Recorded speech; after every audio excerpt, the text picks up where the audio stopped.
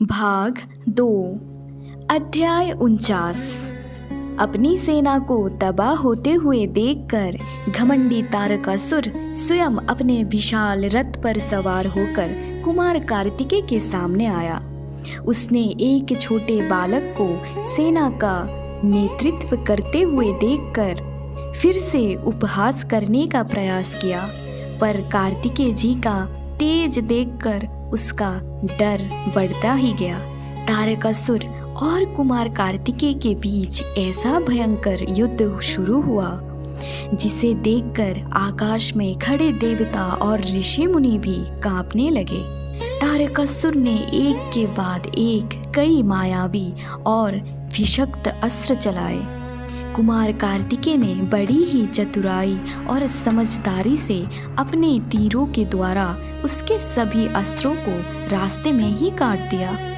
उनके हर वार से तारकासुर का रथ और उसके सैनिक पीछे हटने पर मजबूर हो रहे थे। जब तारकासुर को लगा कि वो सीधे युद्ध में नहीं जीत सकता, तो उसने अपनी पूरी राक्षसी माया का इस्तेमाल किया।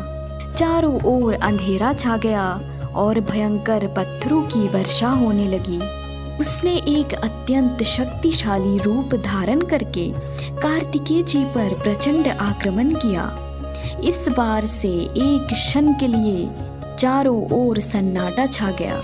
तब कुमार कार्तिकेय ने अपनी सबसे मुख्य और अचूक अस्त्र, जिसका नाम है शक्ति, जो कि उनको उनकी माता पार्वती ने दिया था, उन्होंने उस अस्त्र को मंत्रों से अभिमंत्रित किया और पूरे ब्रह्मांड की ऊर्जा को उसमें समाहित करके तारकासुर की ओर फेंक दिया।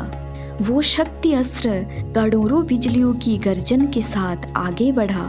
उसने तारकासुर की माया को चीरते हुए सीधे उसकी छाती को भेद किया।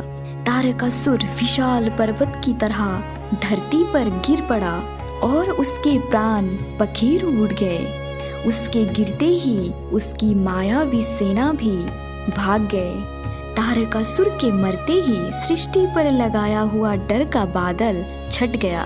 कुमार कार्तिकेय पर गुलाब और कल्प वृक्ष के फूलों की वर्षा होने लगी। देवराज इंद्र को उनका स्वर्ग वापस मिल गया और सभी ऋषि मुनियों ने चैन की सांस ली। इस अध्याय की सबसे बड़ी सीख है कि पाप का घड़ा चाहे कितना भी बड़ा हो, उसकी एक खत्म होने की सीमा जरूर होती है।